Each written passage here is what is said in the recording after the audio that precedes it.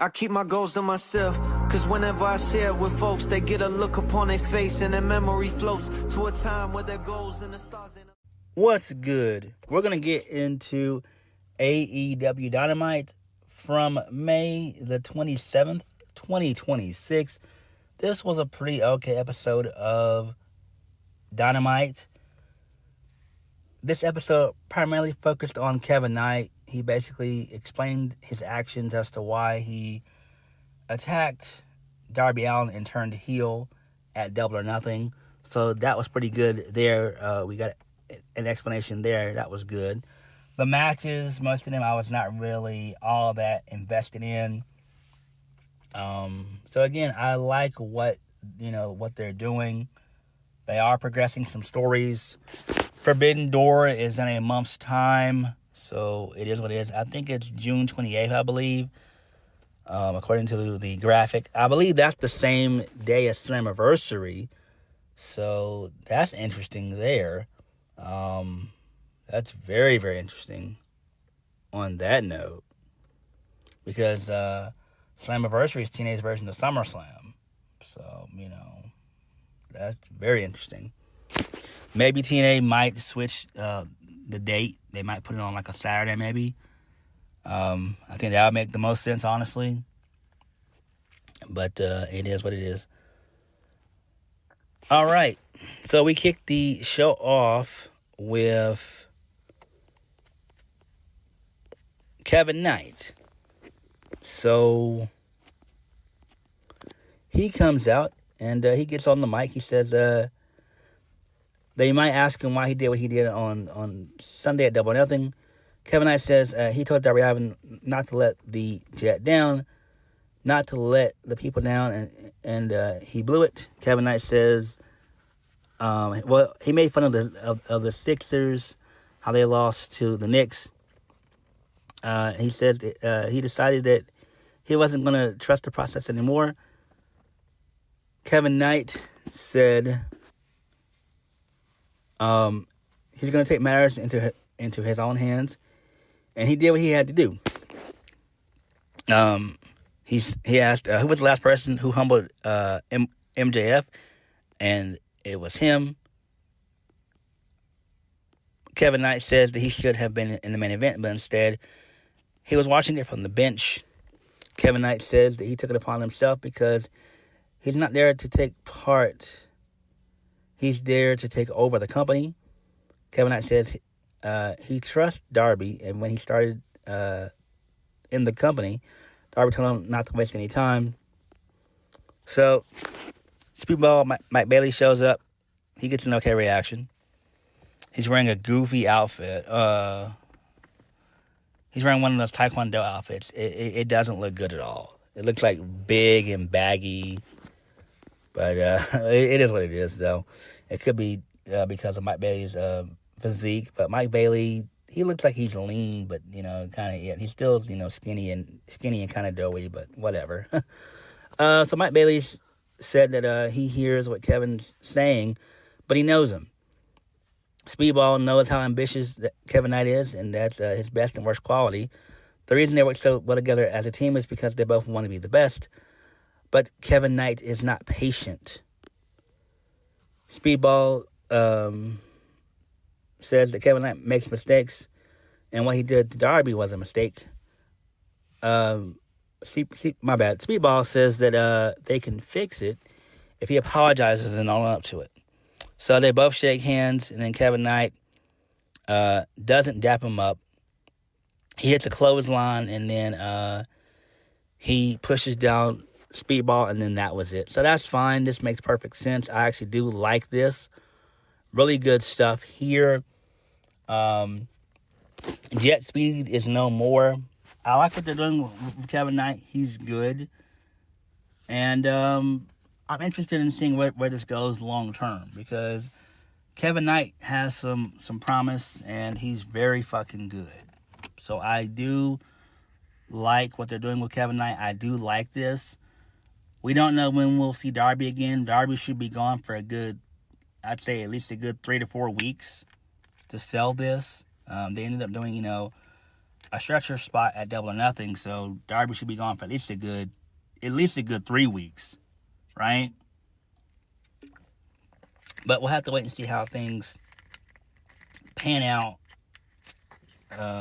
with this whole storyline. But I do like where it's going, though. I really do. I don't hate it. It's something that I'm quite interested in, to say the least. Hopefully, we get a good 2 to 3 month feud between Darby Allin and Kevin Knight. I think that would be great. Obviously, you should have Kevin Knight win the first match, Darby win the second, and then maybe have Darby win the third, maybe. I don't know. But this is something interesting for Darby to do for the next few months. All right. Moving on from that, this leads us into Renee Paquette. She was interviewing the man backstage. Ricochet tells her that he's not concerned with anything that has to do with Chris Jericho. Well, Jericho. He says Jericho got lucky, and now everyone is banned from ringside for his match against Chris Jericho. Ricochet says Jericho doesn't have 6 other guys to save him when he has beat him already. He's already pinned Chris Jericho twice, and that's something that Jericho doesn't have over him. Ricochet says that Chris Jericho will find out that Ricochet is out of this world. Okay, whatever. Who gives a damn? Moving on. This leads us into the first match of the night. Chris Jericho defeats Ricochet. Match was pretty okay. Didn't really pay that much attention to it. I just saw the finish. So Chris Jericho hits the Judas effect, followed up by the Lion Salt for the 1, 2, 3, and then that was it. Post-match, Tommaso Ciampa, who looks like he is on AARP. Damn. I swear he does. He looks like he's on AARP. It's like Ciampa's been working since like let's just say like the 60s, man. Like Tommaso Ciampa is old, bro. He looks super duper old. I mean, he's in his 40s. Like 40's not old, but damn, like he looks old as shit. He full gray beard, everything. Like I'm expecting for him to say that he's on, a fixed income. Like Ciampa looks like he's a retired construction worker. Like he's been doing this shit for like 40 years. But Tommaso Ciampa showed up and beat the shit out of Chris Jericho. So this is great. So this tells me that the Jericho and Ricochet feud, that's over. That's fine. That makes perfect sense. Jericho feuding with Tommaso Ciampa, that's something I'm very, very interested in. I'm a fan of both guys, obviously. And this is great. This really is good. I actually like this. This is interesting. So, good stuff. Good stuff. Moving on, this leads us into Andrade El Idolo. He's backstage. He says that he can focus on winning the world title and beating that stupid MJF. And then Andrade asked MJF if he thinks that he's better than the real Latino man. So this is great. Good stuff here. I'm a fan of Andrade. I like this. They're basically probably turning him babyface, it seems like. I just wish that he wasn't so tied down to the Don Callis family. He doesn't need the Don Callis family. I kind of wish that Jose, the assistant, was still there, so that way Andrade could just be by himself and have Jose, the assistant, basically be the mouthpiece for Andrade. I think that would be great. I mean, Andrade has okay English. It's not his second language, but, he has an okay vocabulary. So, there's that. But this is good. I like this. Andrade kicks ass. Moving on, this leads us into, for whatever reason, a useless fatal four-way. It was Leo Rush, Roosh, Brian Cage, and Orange Cassidy. Didn't watch this, didn't really care about this at all. Roosh wins, which is great, that's fine. Good stuff there. Moving on, let's lead this into MJF. He's backstage with Renee Paquette. So Kevin Knight shows up. MJF tells Kevin Knight that that him going out there to celebrate MJF makes him proud. Kevin Knight tells him he went out there because Darby messed up and he wants to go after MJF's title belt. So then Don Callis and Kyle Fletcher, they show up and they have some words with Kevin Knight. So they're trying to recruit Kevin Knight into the Don Callis family. And you know what? I don't hate that idea. I actually do like that. I feel that the Don Callis family could use some guys. If they could get rid of like those losers like Lance Archer and Rocky Romero and those guys like that, the Don Callis family would be a lot better, honestly. And I think that's what should happen, if we're being honest, right? Moving on, this leads us into MJF. He comes out, he gets on the mic and says that he's a 3-time AEW World Champion at 30 years of age. MJF says that they're writing about him in the history books. MJF says that they get to witness the greatness that is him in real time. He says this is the greatest era because it's all about him. He says that he's a three-time world champion of the world. Champion of the world. He says he's the most complete wrestler in the world, and there is no one that's remotely close to him. And he wants everybody to do the right thing, and that is to bow before the greatest of all time. So Mark Briscoe shows up. MJF's pissed about this. Mark Briscoe just starts rambling on about a bunch of nonsense, talking about penguins and all that stuff, which is kind of hilarious. I'm like, what the hell? He said, it's like if a penguin was walking through the desert and not those exotic South American beach penguins. I'm like, what the fuck? How the fuck does Mark Briscoe even know that? Then he put over the Philadelphia crowd and everything else and all that. He said that MJF sticks out like a sore thumb because he's not tough. He said MJF thinks the world deserves to be his. Mark Briscoe says MJF believes that he's above them all. He's better than them, and MJF believes that. Mark Briscoe says, tells him that it was not very long that he pinned him. I'm like, that happened a long time ago. I can't remember when that was. Was that maybe back in January or something like that or whatever? Maybe February. I can't remember when that shit happened. Like, what the fuck? He basically just wants a title shot. And then he asked MJF if he's going to continue to be a soft-ass bitch or if he's going to man up. So MJF puts himself over as per usual and all that jazz and everything else. He says AEW just isn't a sport, it's a business. He said it's bad enough that that emo freak like Darby Allin even sniffed the AEW World title, and he thinks, and if Mark Briscoe thinks that it's good for Mark Briscoe, MJF begins to laugh. MJF says it's not a good idea if he challenges for the title. It'll probably put the company out of business. He says there's levels to this shit, and Mark Briscoe is nowhere near the level of the devil. So Rush shows up. He talks some shit to MJF, says that he's a chicken shit, and Rush tells MJF that he almost beat him when they faced years ago, basically. Rush says when you mess with the bull, you get the horns. And then MJF puts over Rush and everything else and all that stuff. Says that how he's marketable from a good business standpoint. He's got good hair, a good look.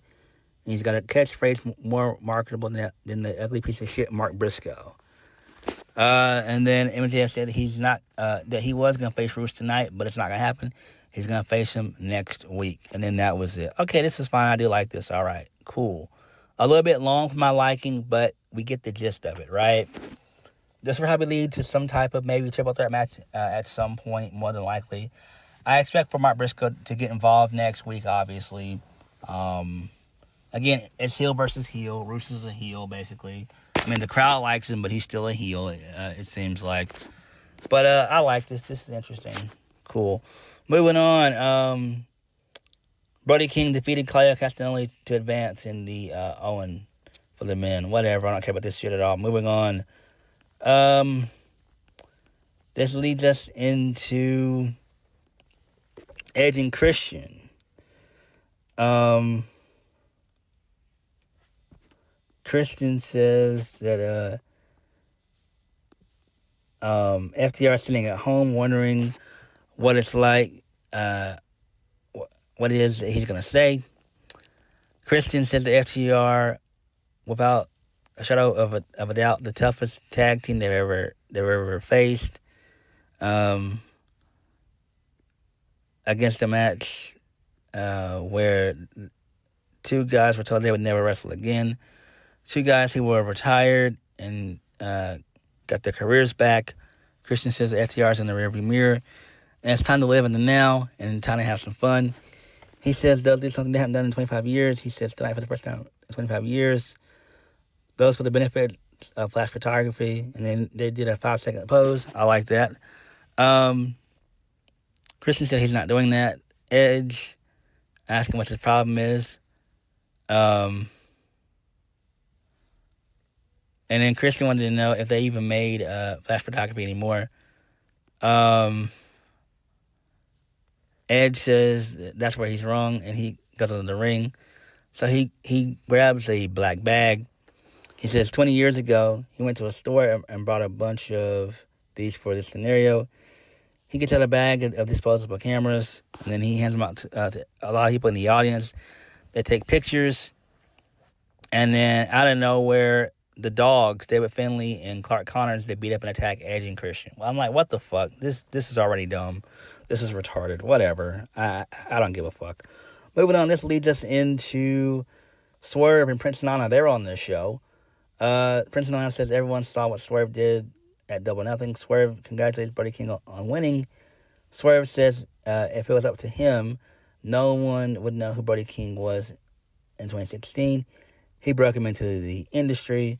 Swerve says conflict creates cash, war makes money, and he's going to be making money with Brody King. Okay, whatever, that's fine, whatever.